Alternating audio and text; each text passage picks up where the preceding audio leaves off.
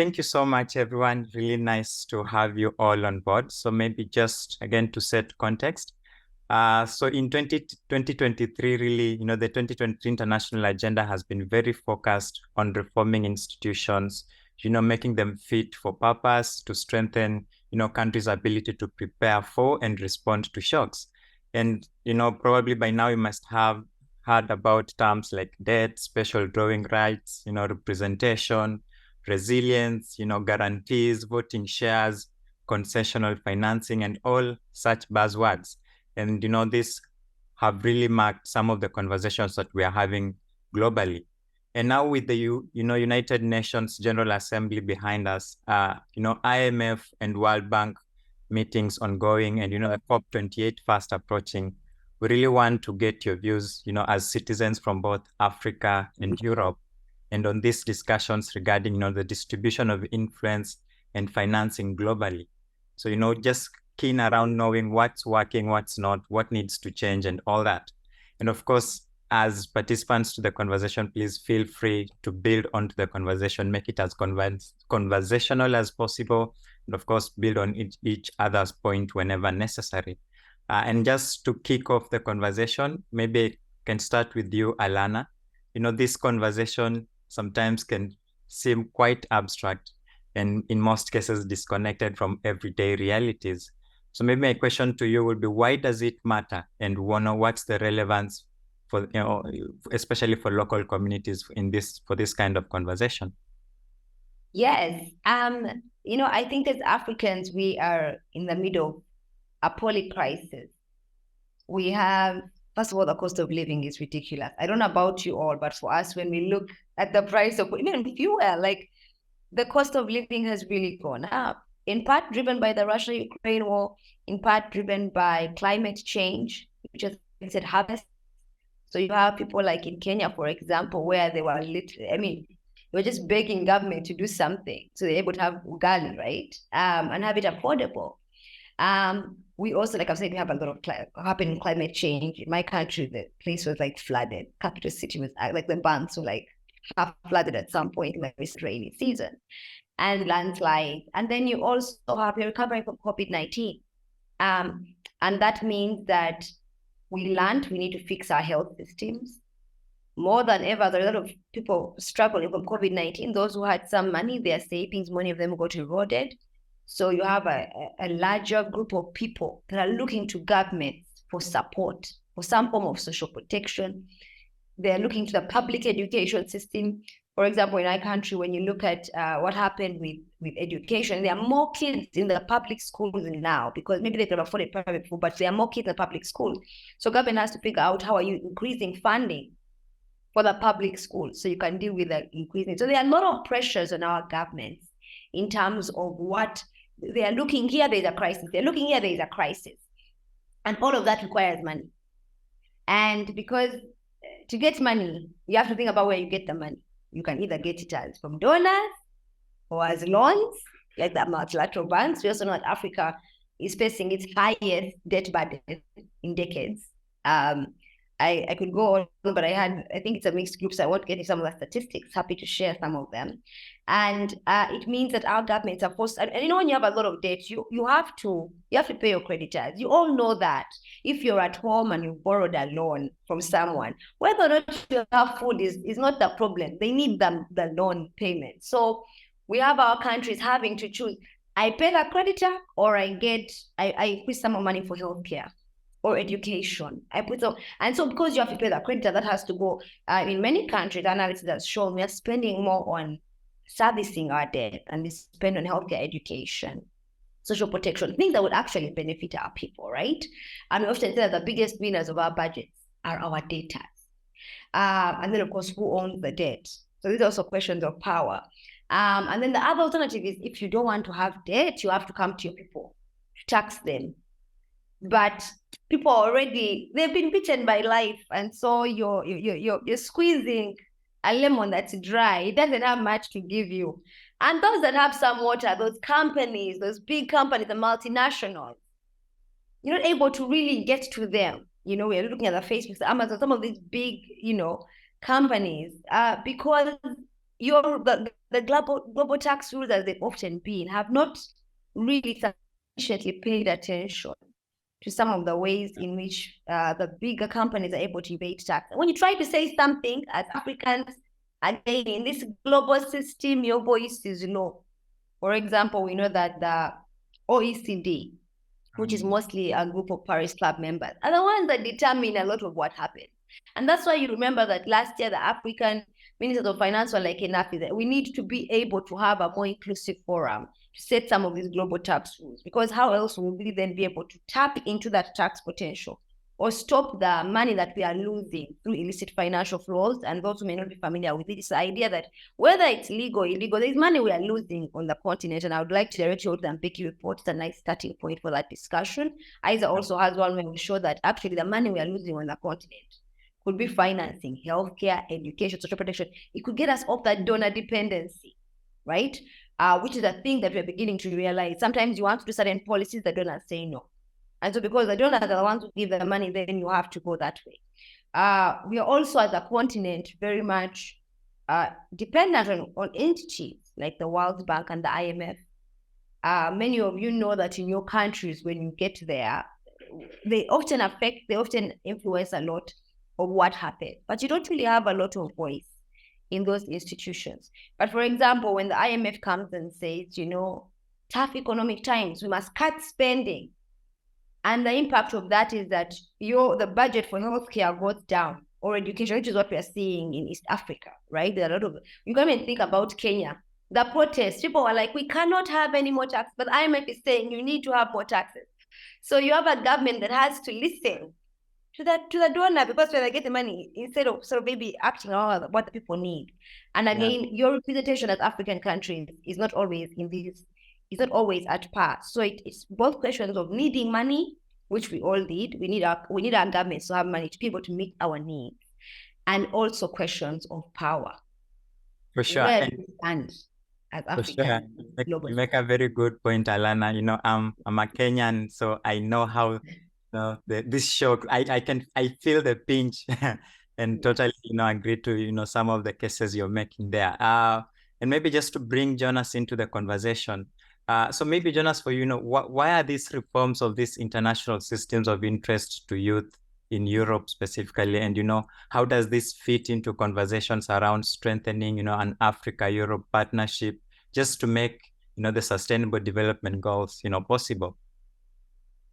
Well, thanks a lot for the question, and especially so I'm based in Brussels at the moment, and I think also what you see here is that there's a huge interest, if you look for young people in general and political involvement around these topics, especially when you look that we have the EU elections next year, we have South Africa voting as well, so we have like a huge political window as well for young people in Europe to actually mandate these changes also from international institutions that are already existing. So if you, for example, look at the multilateral development banks, if you look at the renewed change in the World Bank, then you of course see that young people ask for these reforms. And especially if you look at the most pressing societal changes that you have at the moment, like if it's climate change, if it's for example, rising living costs, if you look at the energy prices, I mean, I guess I talk for everybody here, that it went through the roof. And basically,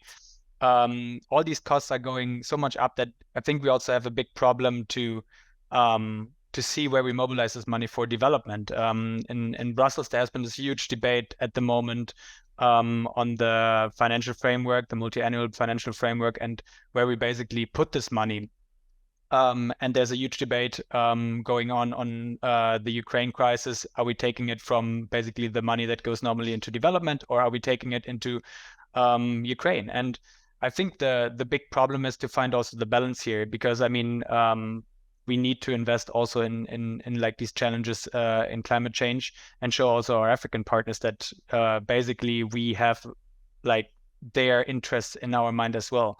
What I find always a little bit disappointing when you're here in Brussels is you have these governmental summits, like the EU-AU summit last year, and then everybody makes big promises, and then basically nothing happens.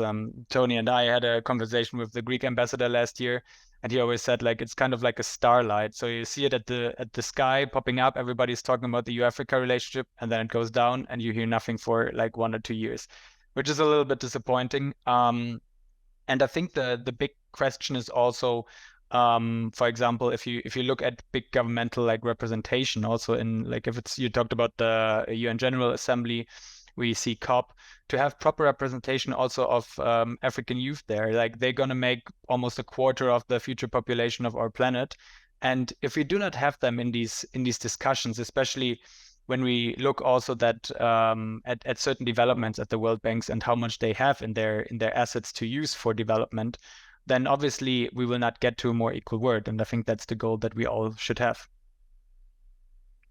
For sure, for sure. Thank you so much, Jonas. And you talked about climate, as a conversation. And I remember just recently we had the Africa Climate Summit in Nairobi, and there was just a lot of outcry, especially from the civil societies around, their voice not being represented. So really, really making a good point on that. And maybe just to bring Tony into this climate conversation. So yes, it's a key topic at the top of all agendas right now, climate, climate, climate. So what do you see as the role of finance to ensure climate justice, especially in the global south? Thank you, Eliud. I think, first of all, the role of finance in ensuring climate justice is something that we cannot overemphasize, right? In fact, myself, I will argue that it is the foundation, of the subject matter, and without it in the conversation, the whole idea of climate justice will just fall apart. I mean, finance is that one way that we can say for certain we are able to monitor and see, countries that have contributed the most to climate change, taking responsibility in tackling it. And for a situation that is, disproportionately affecting the global south, most of the developing countries from the global south that have contributed the least to it. And, these countries are forced to, they don't have a choice, right? We don't have a choice. I'm from the global south. I have to adapt. And the truth of the matter is climate change is compounding all of the issues that we already face. There's high unemployment rates, there is depreciating currency, there are issues around access to healthcare, and on top of that, you have all of these shocks that are coming from climate change. And the truth of the matter is that the financial resources needed to simultaneously tackle our, developmental agenda as well as adapt to the shocks from climate change, it's not just there. We don't have enough of it, right? And even though, developed countries has pledged 200 billion, which they've been struggling to meet every year. I mean, when you look at the global south, Africa alone needs close to 200 billion every year to be able to adapt to climate change and the shocks that comes with that. And so I think that when we look at the role that finance plays in all of this, it is critical, it is crucial. And beyond, climate financing being able to close these gaps for adapting to climate change, it also provides, I think, an opportunity for inclusion. And oftentimes we look at the global south and say the global south, are people who are affected by this. Yes, they are affected. But one other thing I think we should also be looking at is how climate finance can also contribute to welcoming local initiatives that could be potential solutions to climate change into the conversation of the global solutions. And that is one thing that, finance can do, support these initiatives and let it be a conversation that allows this vulnerable community to engage meaningfully in the solutions that are being proposed with regards to the issues that we're facing with climate change. Let us not forget that Africa does have, a huge potential when it comes to developing green technology owing to its abundant natural resources, but also as well that it could play a very pivotal role in green energy and green energy transition. And so financing has that potential to open up these possibilities and help Africa to fulfill its full potential when we talk about climate justice. And I think that the crucial role here is just clear for everyone. And yes, there are some gaps at the moment that are being experienced in terms of having adequate financing to tackle climate change.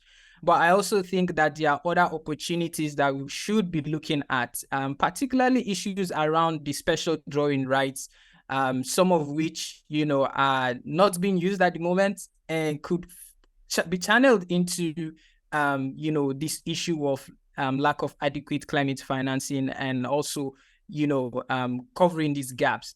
And I think that this is something that is important, and financing does play a crucial role, be it in terms of adaptation or even supporting solutions to climate change. Yeah, for sure. And it's indeed really critical to support, some of these local interventions, because I think for me, what I've seen is usually the people closest to the problem are always closest to the solution. And so really supporting some of these local initiatives can really be a game changer. Maybe just David, to bring you in, when we talk about financing, then definitely the debt architecture could also be, a very critical point to look at. So maybe for you, why do you think, reforming the global debt architecture is important, especially for achieving sustainable development goals and even, climate goals just around the world? And, what specific reforms do you think should take place? Sure, thanks, Eliud. And I think Alana, Tony, and Jonas have kind of said almost all of what I was going to say. They've kind of laid out the implications and the agenda really clearly. It's clear that our world is not in good shape. We have about 5 years of our current carbon budget before we exceed 1.5 degrees over pre-industrial levels. So we need to invest big now to transition our energy systems, but also to build resilience to the shocks that climate change is already bringing. And as Lana said, we've got a debt crisis, so countries can't even afford to pay civil servants at the moment, never mind invest for the future. And as Tony said, it's an opportunity also to flip the script, because this isn't just about, responding to bad things happening. It's also about, the potential of Africa to bring its solar potential, carbon capture and storage, all of these kind of amazing resources to the world. The big problem is that access to finance is too expensive and not fast enough and not at the scale needed. So my organization, the One Campaign, did an analysis that basically showed that African countries on their commercial debt, their Eurobonds, are paying a 500% premium on their debt compared to what they could pay from the World Bank.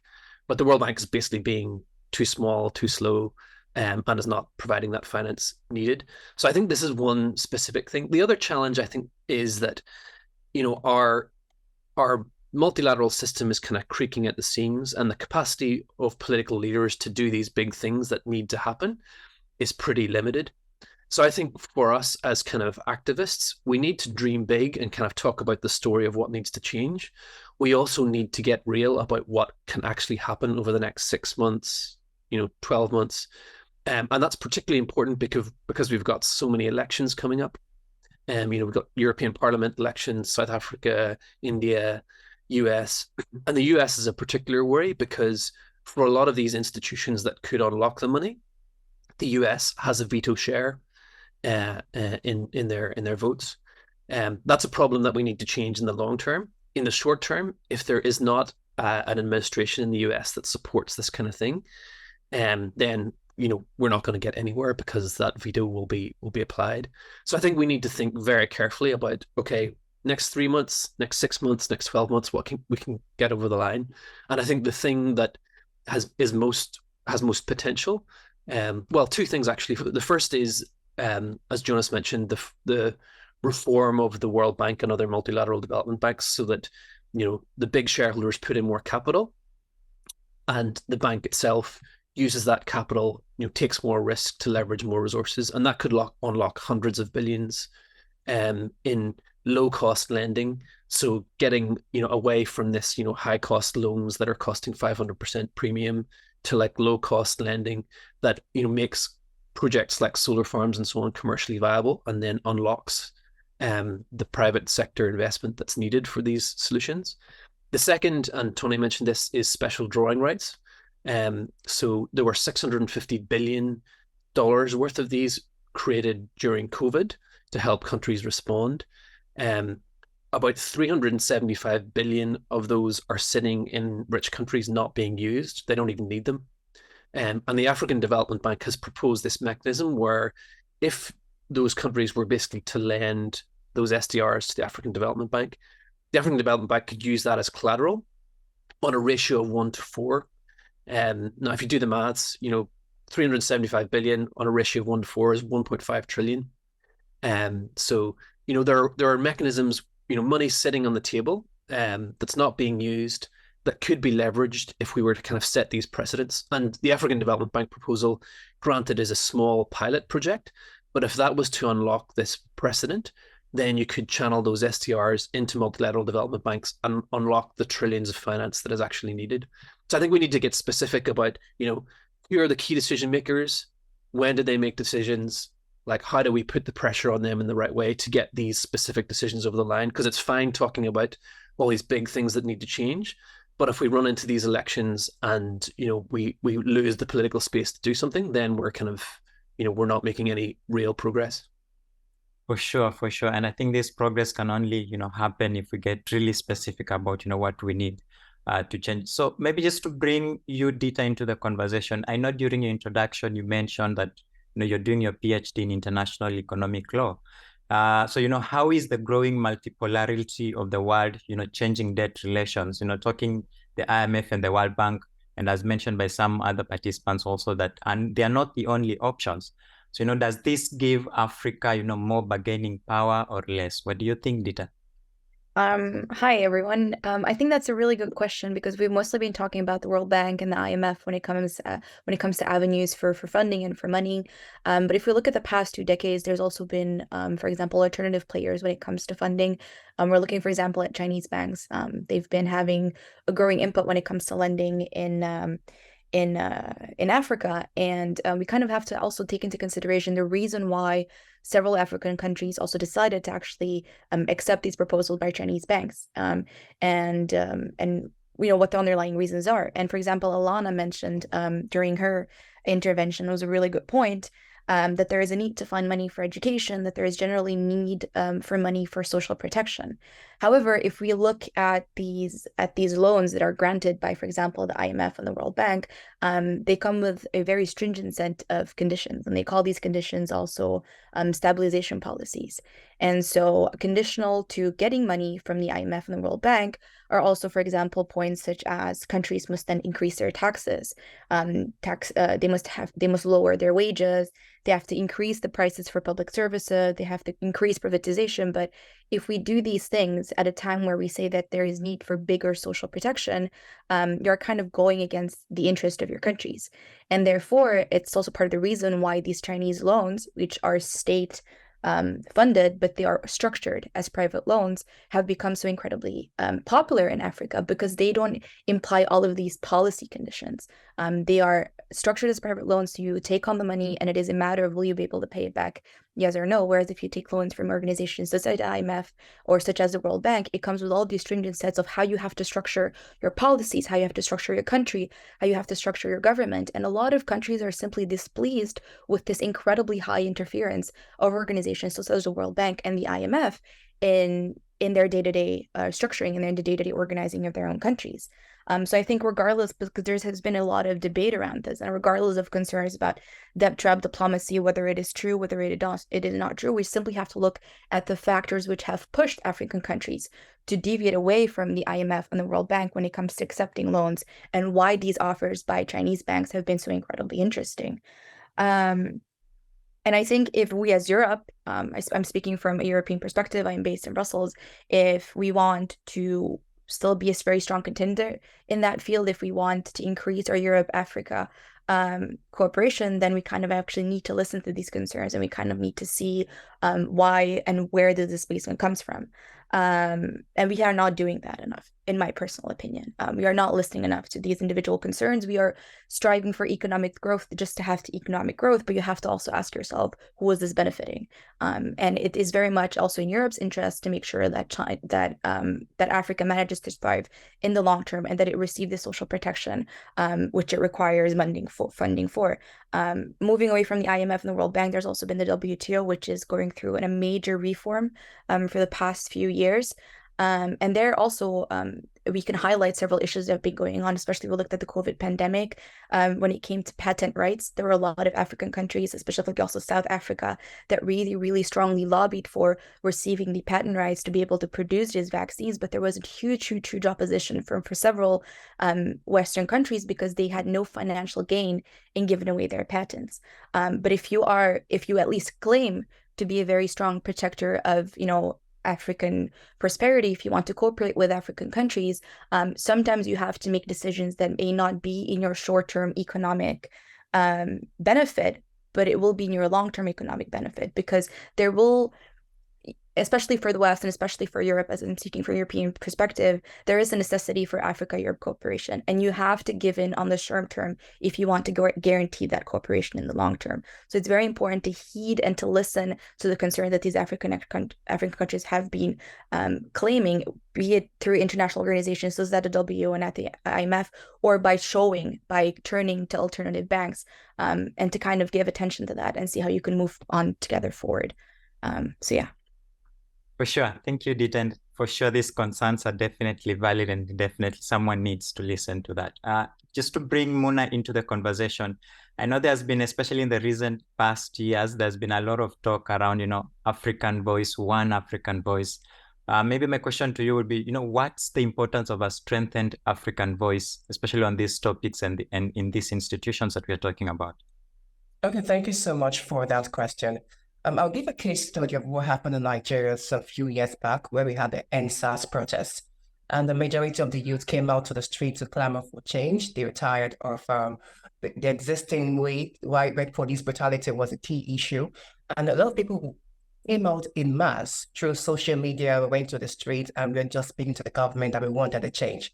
But this paints a picture of what the strengthened African voice could be like when people who understand that there's a need for a change in the healthcare system, the need for a change in the educational system, the need for a change in the way the standard of living is not up to how humans should really lead their life. When we have a strengthened African voice, it brings representation in different areas where the African person is not kept in a position and decision is made for her or made to impose their own will. When they are included in the decision-making process, the strengthened African voice will also help aids being directed to areas where it is really needed. Because if you're not a part of society, how will you be able to know which areas need this funding well, which areas needs these drugs well, which area needs to be attended to? But when you have inclusivity, where people are involved in decision making, when people are seen as not just kept for a pictorial display of who they are, but when their knowledge is seen as something that should be included in decision making, this brings a diversity of ideas. It brings different opinions where people can share their ideas, and brings about growth, because that's the main essence. If there is no growth in the system, there's no growth in the healthcare system, there's no growth in the educational system, we will not have the result we're looking for. So a strength African voice will bring out global strength, to bring about to giving deep hope to the young Nigerian, the young African person that says, okay, I can also make a change for myself. I can also bring that change I'm also looking for, because I am included in decision making. I'm included in the way things are done. So a strengthened African voice is not something that should be limited. It's not something that should be looked down upon. It's something that should be seen as a necessity, whereby Africans are included in decision makings. Africans are included in the way things are done. And when we see things from the inner point of view, where people who face these problems are included in decision making, we will bring that growth that we all are looking for. Thank you very much. Thank you so much, Muna. And you make a very good point around inclusion and inclusion of the voices, especially those on the margins. I want to bring in Jonas maybe to also briefly react on that and the question that I asked earlier. From your perspective as a G20 youth delegate, what's the significance of the AU's equal standing in the G20 and now in G21?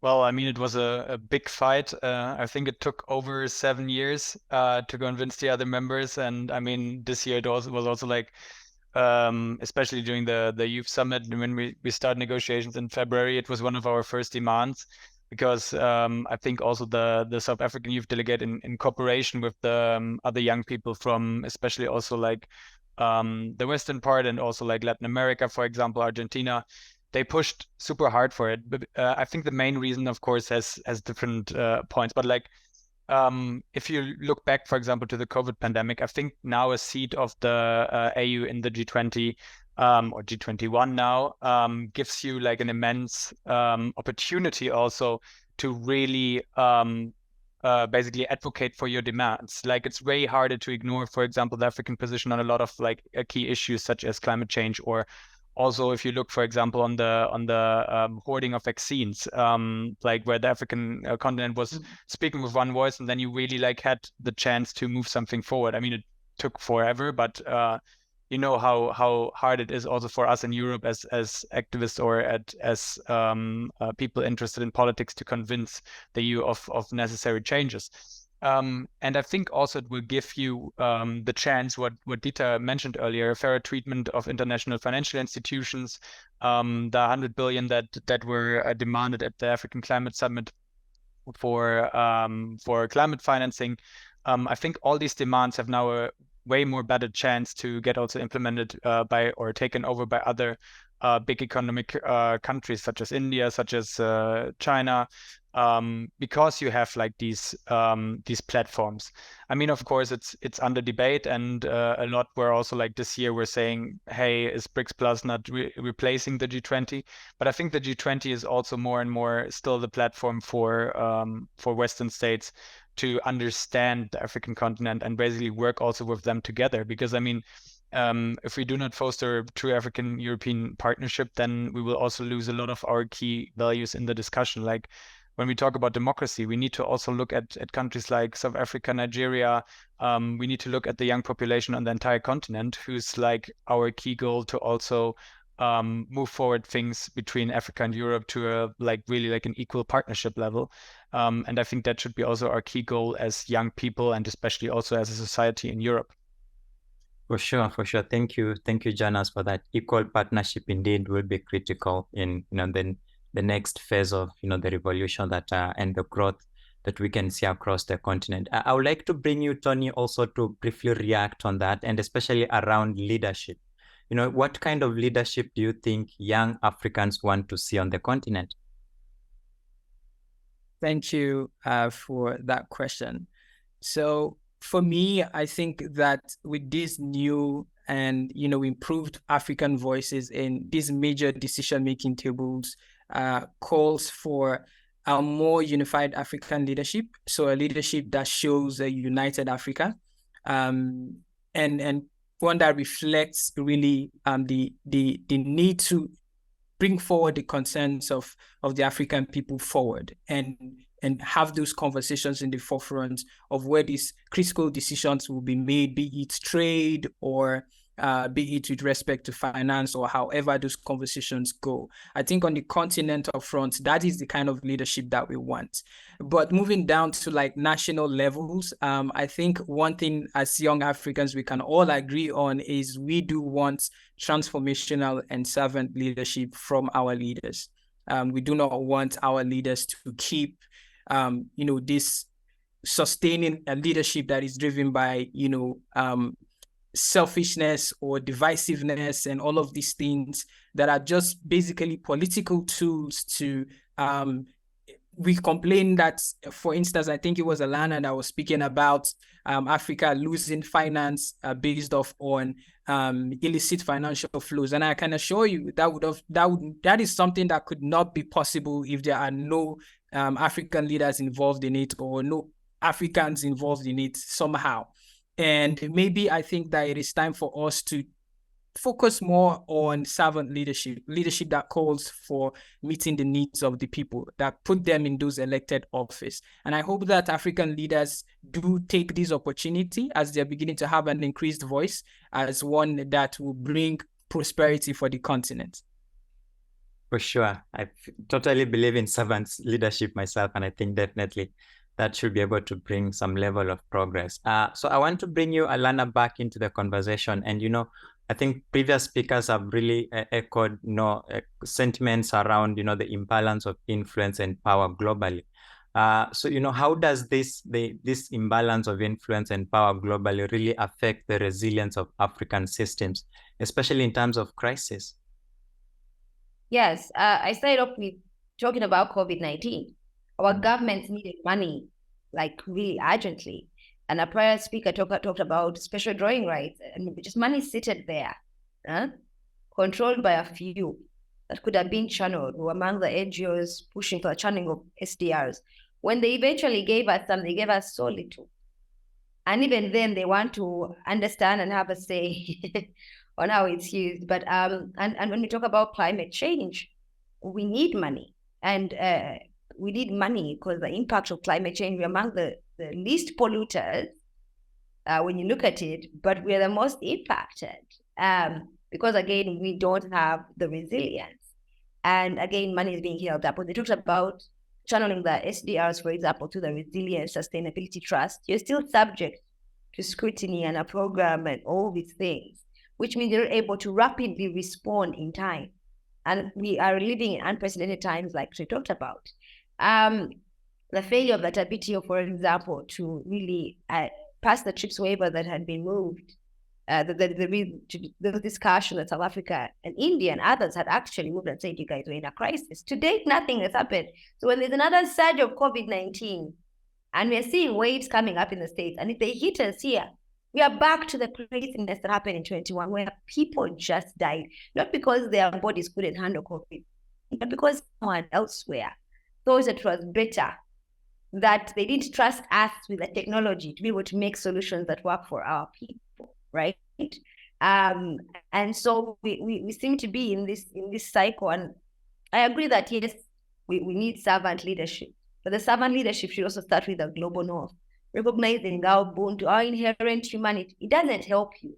If we can't control COVID-19 in Uganda, and you think you'll be able to control it in the US, like, it won't help. People are going to travel, you're going to do all kinds of things. And so I think that I echo the prior speaker's disappointment. I think for many of us, we thought, okay, this is a wake-up call. We have known things have not been working, but then we needed the evidence, and now the evidence is here. People are going to wake up and act, but we're not acting. And that means every crisis that comes, we just don't have resilience to handle it. I almost pity government officials. You're there, there's this. You turn. I remember for us, COVID-19 meant that because we didn't have vaccines and money, schools were shut down for 2 years. 2 years in my country, right? Because they just couldn't risk widespread. They didn't have, they couldn't risk widespread infection. And they said we have to be, vaccinated. And I remember waiting for my dose.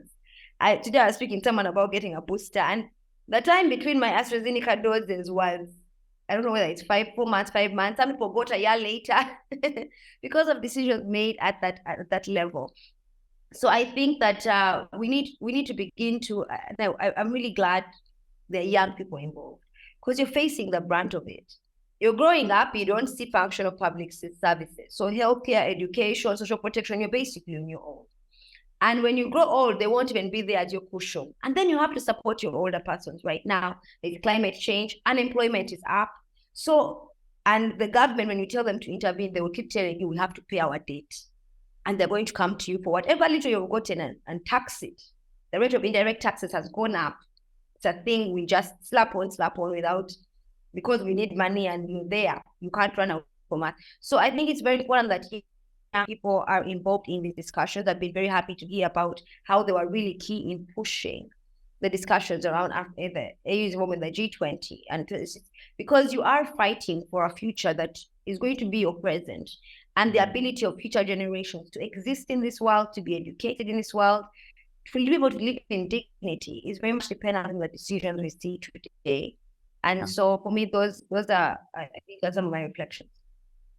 Thank you so much, Alana. And I like the point you make. At the end of the day, these burdens just end up coming on the common citizen who feels the burden of all this, some of these decisions that are being made. and really something definitely needs to be done. So maybe definitely coming to the close end of the conversation, but before we get to hear some of your final statements, each of you, I would want to bring David into the conversation at this point. The Summit for a New Global Financing Pact took place back in June, and this, brought leaders together to especially discuss what we are discussing now. And, you have said, earlier that this summit may have been the start of a new Bretton Woods. What does this mean? And, what positive steps have been taken? And, what have you seen that is working? Well, the Bretton Woods conference was, after World War II, the conference that, came together finance ministers that agreed the creation of the IMF and the World Bank and some other things to kind of stabilize the economic system, and a lot of the kind of the economic dynamics that had created tension and conflict. And I think that was a really far-sighted thing. But the majority of African countries had yet to gain independence. So in their current form, they didn't even exist. And I think a lot of countries are saying, well, that's now like close to 80 years ago. We need a different kind of setup here. We need seats at the table. We need institutions that can manage the huge risks that climate brings. And I think the Paris Summit was really good in that it provided an international platform for leaders like William Ruto and Cyril Ramaphosa to kind of articulate their level of anger, but also the fact that they weren't just complaining, they had specific proposals to bring to the table. And the thing, to come back to what I said before, everyone can articulate the problems, that we're facing in the world and the need for change. The people who will actually succeed will be those who can focus on specific proposals, specific decision-making moments to get them over the line. And I think that's where I think we as activists just need to kind of be really, really, really focused, because without that, we've got a really important, voice and really important conversation to have. But if it doesn't actually lead to change, then we're going to be in the same situation.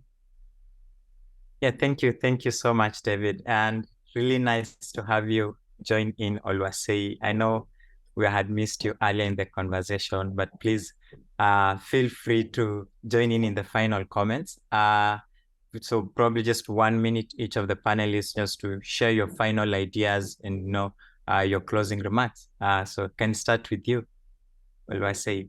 Okay, thank you so much for the opportunity. I just want to add that I really love all that has been said by all the speakers. And this is what happens when you give people a platform to speak, right? You don't assume, you let them share from their wisdom and insight and their experiences, right? And this makes a larger whole, giving you a broader perspective to develop your solutions. So I think that for the African-Euro partnership, from our different continents, from our different communities, it has to be centered on inclusive leadership. It has to be centered on a mindset that respects every voice and sees the value they can offer in developing more resilient solutions to the plethora of issues that we are facing as Africans and as Europeans. And we have to also, it has to be based on a mindset, once again, that sees the value in the other person and not the problem. So we must clean our lens to see more of how can we harness our strengths to build a better path forward and focus less on our weaknesses, right? How can we fill up for each other in different spaces? Like, for instance, harnessing our strengths to build better and covering up for our weaknesses, right? And finally, I really love what Tony said about servant leadership. This is something that we need to mirror in our political aspects more and more.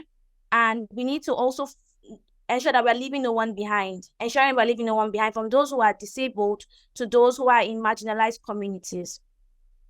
Thank you. Thank you so much. Dita, what about you? What are your closing remarks? I want to start off with a big thank you to everyone. As someone who's definitely not an expert in this field, this has been very eye-opening, especially to hear from people who do handle these things on a daily basis. I think this is kind of, this gathering today was a micro example of what needs to be done more in the future, and that is a lot of cooperation, creating platforms to bring together people that share similar ambitions and similar concerns as well.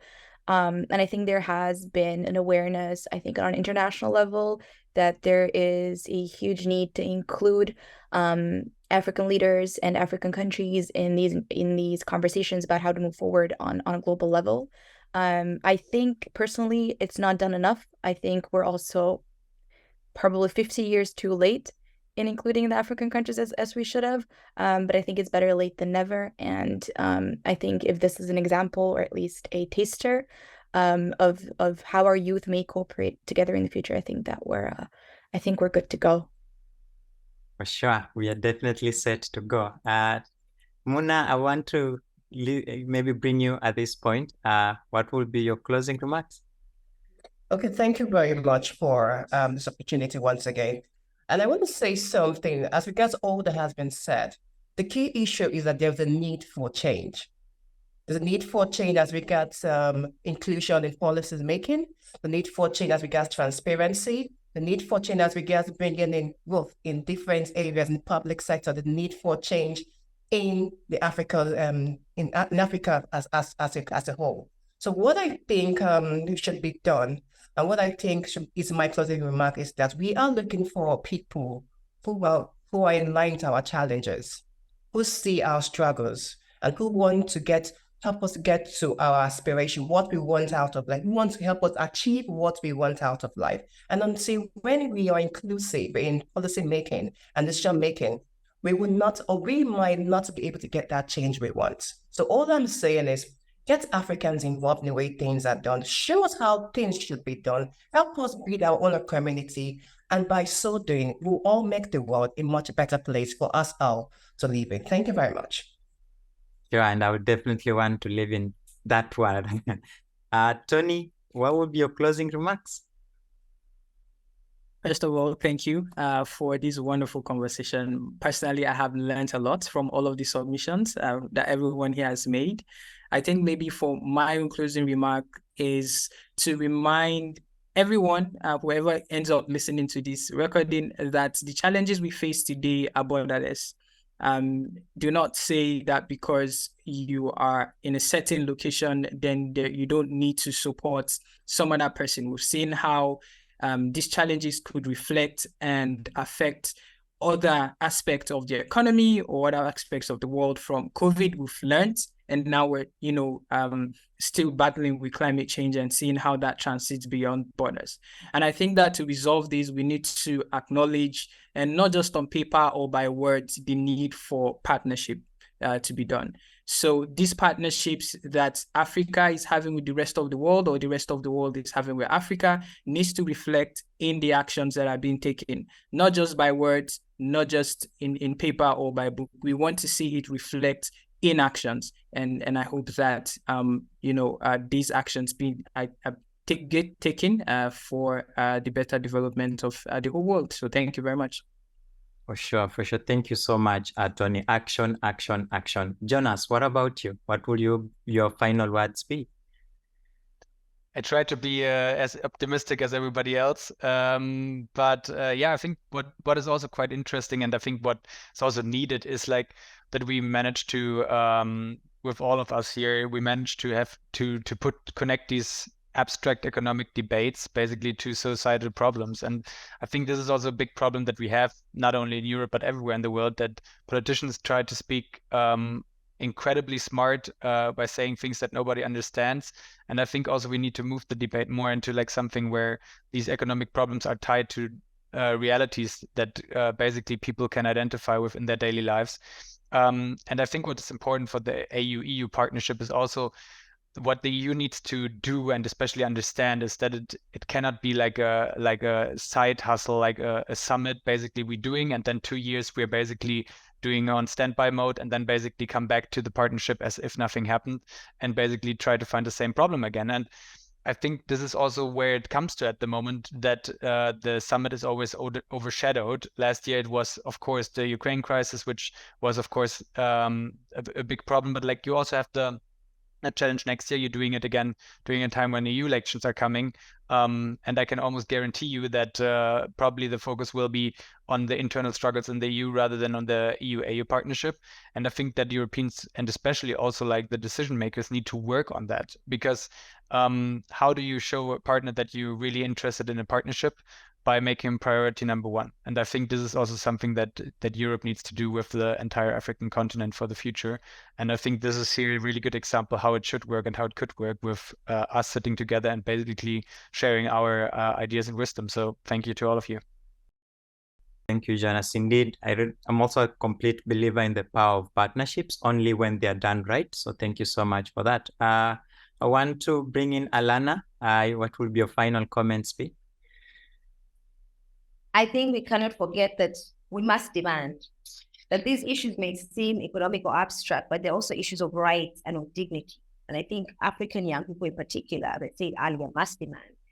I have been running a campaign on reclaiming public service, and the idea that I shouldn't live in a country with no healthcare, education, or roads as an African violates a social contract. So all governments, whether it's mine or others, there is a problem here. And I think it's very important that we get very involved, because we talked about the power that happened when young people began to say, why isn't the AU part of Nigeria? That was a good example that those discussions have been going on for so long, but there's different segments of different groups saying, wait a minute. So I think we must have that. And it's extremely important now as we go into the World Bank annual meetings, because right now the World Bank is coming up with its evolution roadmap. It's rethinking how things are. I've been part of those consultations. Not much has changed. And when we pointed that out to them, we asked, when you came up with this, did you see the failure that we've been pointing out to? A speaker talked about the issues of privatization that happened and the ways in which we commercialized our health education systems and the impact that had during COVID-19. But we said, when we look at some of these things, have you changed? Have you changed, for example, the fact that you should realize social protection should be for everyone and not force our governments to target on the most poor, because when COVID-19 happens, you're all vulnerable. And there's not much. So I think we need to begin to be part of these discussions. You're going to be impacted. You're going to have to pay the tax. You're the one whose loved one is going to die because you can't get healthcare. There is no way you divorce yourself and say these are abstract economic issues. So it's a call, and for young people everywhere. The planet, we talk about a livable planet. We all want a livable planet. And someone talked about we can't be sticking to borders here, because whatever is happening in Africa and Europe is affecting all of us. So I think it's really important to stand up and demand. For sure. That's a call to action to all young people. Stand up and demand, for sure. David, what about you? Thank you.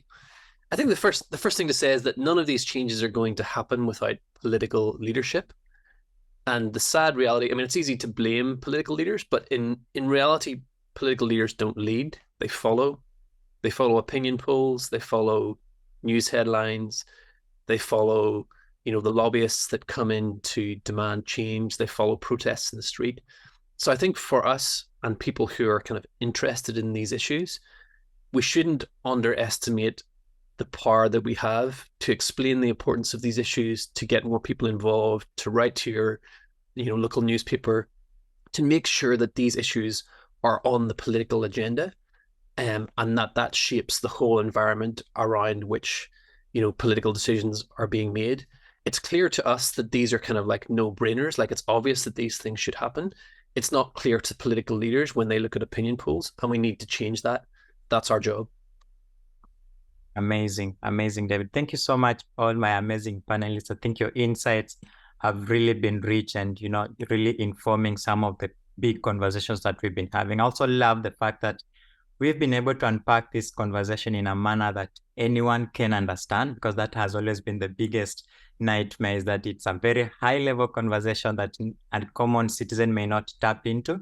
But I think from how you're able to unpack it, this is definitely relatable, and I really appreciate you for that. Key points, I think, inclusion, involving young people in decision making, and just like David said, leaders don't lead, they follow. And so therefore show them the way, and they will be able to deliver some of the cries or some of the demands that you've been making. Thank you so much, all of you. Really appreciate you, Jonas, Dita, Muna, Alana, David, and Tony and Oluwaseyi for contributing to this conversation. We hope that this won't be the end of these conversations. Let's keep talking, but also not just words. Action will also be important.